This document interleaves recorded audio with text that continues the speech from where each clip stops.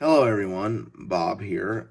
Um, Today I'm going to go ahead and do my new additions to the collection for both May and June since I was moving at the end of last month and there was mass chaos and I couldn't lay my hands on some of the stuff I bought. Um, I still don't have everything located. I know it's been a month, but as a farmer, this is an extremely busy time for me. I haven't had a lot of time to get everything hunted down, so this is what I've put my hands on, and it's also what I've had time to shop for. There isn't a lot that I didn't find, but there is a few things. It's one of those deals where not only have I not had a lot of time to hunt and get everything located from the month of May, but I also haven't had time to hunt and add much else to my collection because I've been busy with trying to get a crop planted. So let's look at some of what I bought. Now, some of these Laserdisc titles I realize are quite common, but like I say, they're new additions to my collection or my rebuilding of collection. I had a lot of these pre-fire, and this is just my reacquisition of them, and I'm going to list them here. First, I'm going to look at the commemorative 35th anniversary of Ben-Hur on Laserdisc. This is a CAV box set. It is still in shrink wrap. I have yet to decide whether I'm going to open this thing or not. I don't know. I've toyed with the idea of making a special video about it and showing everybody what's inside. I haven't decided. Let me know in the comments if it's something you'd be interested in seeing. But this was definitely one I wanted to acquire. When I found one that was still in shrink wrap, I jumped on it.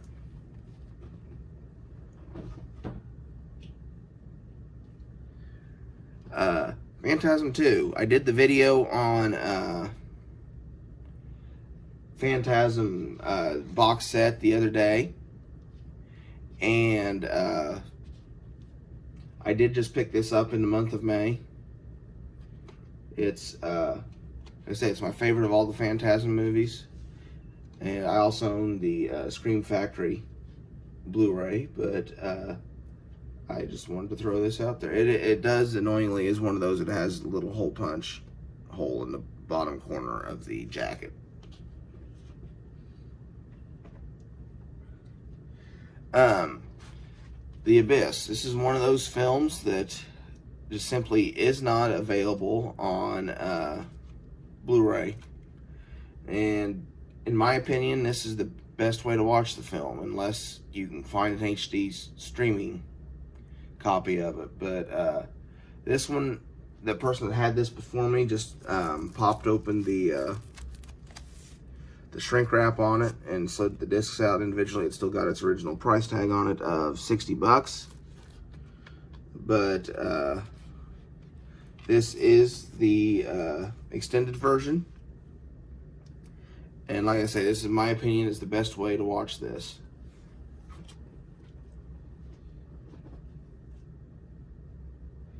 Another fairly common one, Clear and Present Danger. I'm a big fan of the Jack Ryan movies. I also already own the other two, the Harrison Ford Patriot Games and Alec Baldwin's Hunt for Red October I already own. But apparently this one is a sample and was not for sale. Whoops. This one was in a bundle of them that I bought. It wasn't a movie I particularly was interested in buying. I've never actually seen it, so I'll watch it one of these days, and who knows, I might do a review on it. We'll see. It's Stealing Beauty. It has Liv Tyler and Jeremy Irons, and it's from '96, and I know nothing about this movie. It's one I'll watch one of these days when nothing else is going on. Tora Tora Tora. Excellent war movie. There's the inside of the jacket, and there's the back of the jacket. I do own this movie on Blu-ray as well, but it's always fun to get these things on laserdisc. This box isn't in particularly really good shape, but I just paid a couple bucks for it.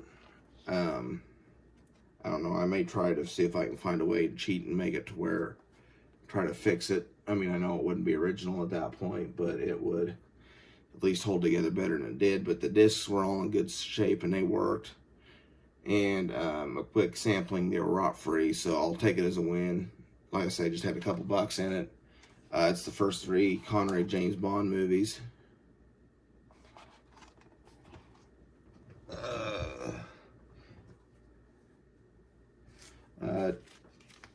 Terminator 2, Judgment Day. This is a widescreen release of the theatrical edition. Inside of the jacket, it pretty much just gives you the chapter stops. This is a release, from what I can tell, this was from the early 90s. They're all sides on that release are CLV.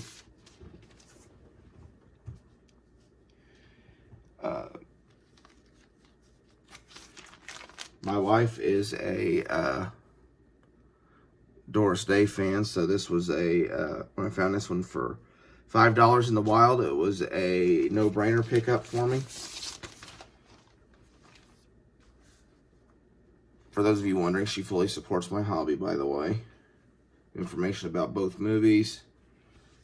There's the back.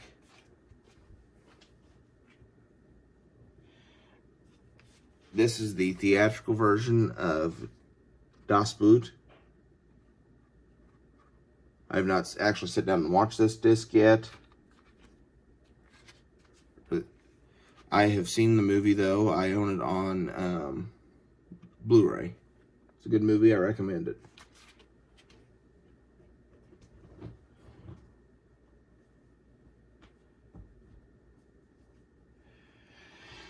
This is another set. This one, again, the box isn't in real good shape, but it's in better shape than the Bond one was. I picked them up at the same time. Again, this one was just a couple dollars. It's a mad world. If you watch my Father's Day list, you'll know this is one of the movies that I watched with my dad. And you open it up, it's got the discs, and then it's got this sheet here that's got the chapter stops and a little bit of information about the movie. And there's the back of it. It's if you like old movies, that's definitely a set I recommend picking up, especially if you can find it for a little bit of nothing like I did. A Few Good Men. Let's see, I'll take the side out of the plastic. This one is never been opened. It's still in shrink wrap. I only paid $4.99 for it. There underneath it is the original sticker. But again, it's a movie I already own. I'm on the fence as to whether I shall open it or not. But it's a good movie. Also recommend that one. Another Steven Spielberg movie. Always. Stars Richard Dreyfuss, John Goodman, Holly Hunter. Again, the spine's messed up at the top, but again, I didn't pay much for it. And the last Laserdisc is a full screen copy of Top Gun.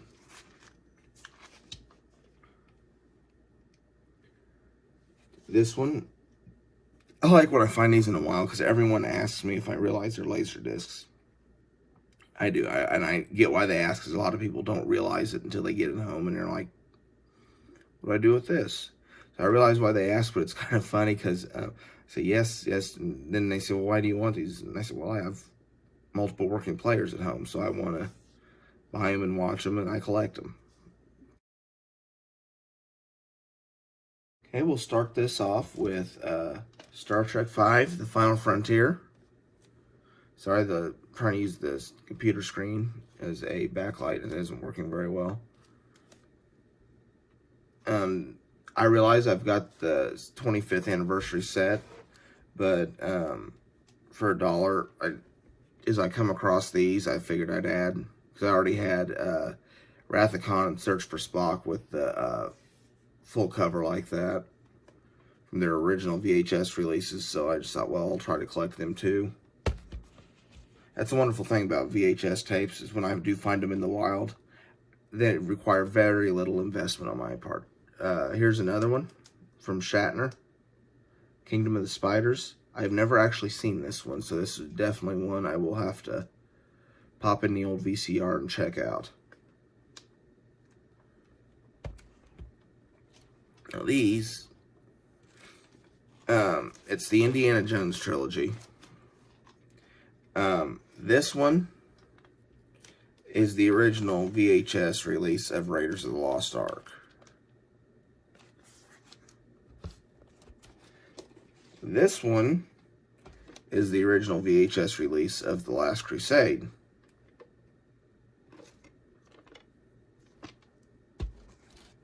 This is not the original VHS release of The Temple of Doom, for two reasons. One, I had this VHS before the fire.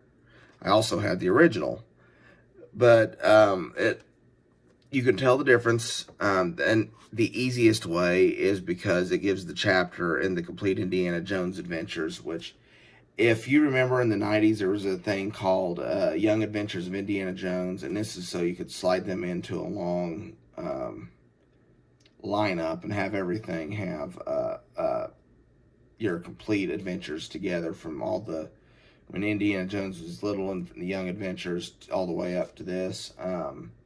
I never did buy a lot of the Young Indiana Jones Adventures. I never really got that into it. But for $1, I mean, I'd rather collect the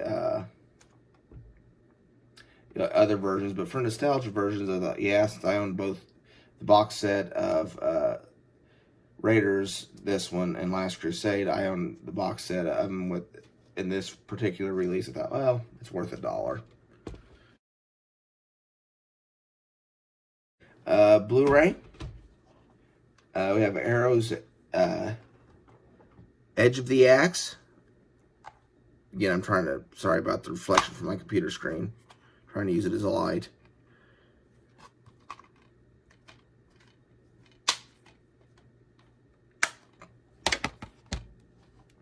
Arrow's 16 Candles.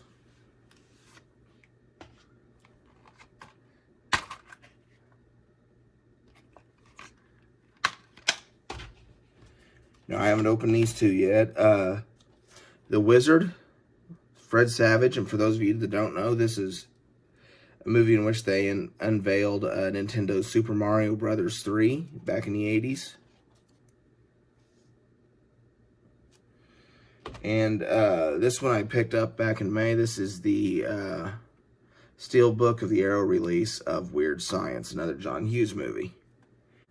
Maniac Cop.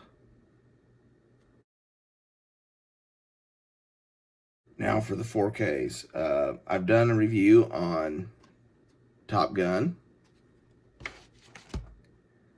Days of Thunder, Blue Underground Zombie, Blue Underground's Maniac. I haven't opened this yet, but I also picked up the 4K Steelbook, the 4K Steelbook of Ghostbusters, the original. And last but not least, Jaws. I apologize there's so few actual releases, but like I say, I've been busy with moving and farming activities, so that's severely limited my going out and about and hunting for stuff. I have 3 busy times a year. This is one of them.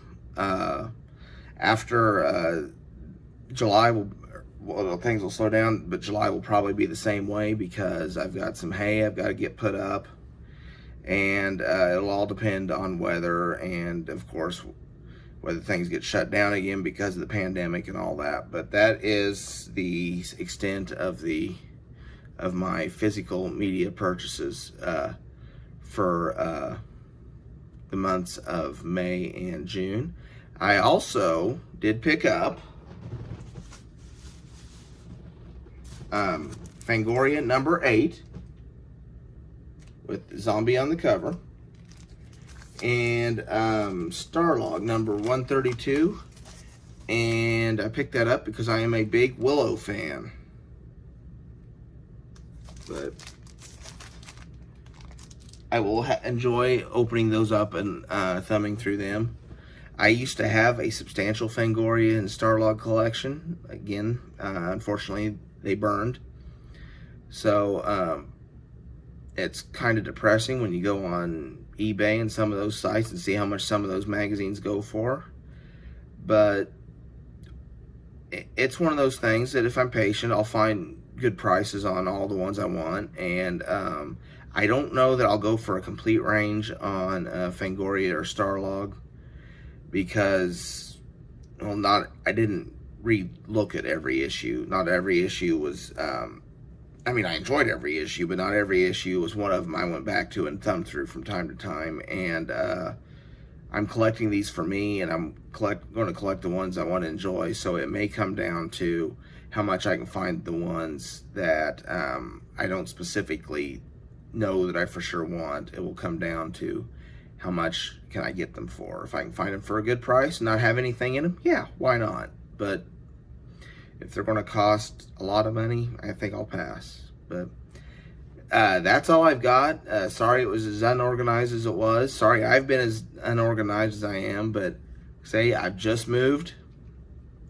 Granted, it was a month ago, but I haven't had I've still got boxes sitting around, both in the house and in the garage, and I'll hopefully sometime over the next month and a half, I'll get everything wound down. And if when I come across those other releases I did purchase this month, I will set them aside and I will point out which ones I missed in the July collection video. Thank you so much for watching. If you enjoyed this video, please give it a like. Please consider subscribing to my channel. It's my goal to have a video up every day. It doesn't always happen. I try to make it happen, but part of the time, whether it's field work or just life in general, things happen. I also live in a rural area, so the internet's a little more dicey on when it's working to where I can upload the videos. Follow me on Facebook or Twitter. Just search for Bob the Film Guy. And for now, this is Bob, signing off.